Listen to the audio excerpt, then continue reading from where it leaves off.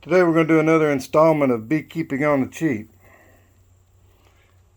What you see on my table saw is what I use to rake bees off frames.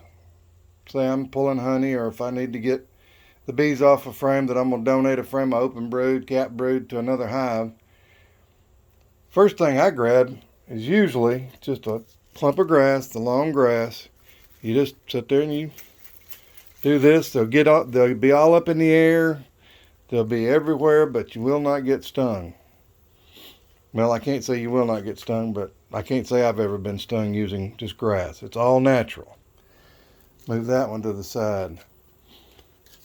This is a turkey feather. If you know anybody that hunts, ask them for a turkey feather. Just do the frame that way, and they'll move right out of the way. They'll get out of your way, get off the frame. This happens to be a buzzard feather. Nature will provide is becoming my new motto. Same thing as the turkey feather. Now, when you waste money, this is a colossal waste of money. Unless you do as I do. I use it to clean my table saw. Works good at cleaning your table saw off. This is what I call a bee pisser offer. These nylon brushes, unless you get the ones with the horsehair. The horsehair are totally different.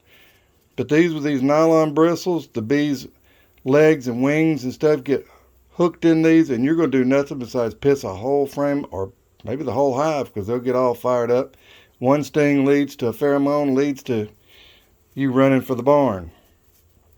That is nothing, in my opinion, but a bee pisser offer, because that's what it's good for. But boy, you talking about getting down in these grooves, clean my table saw.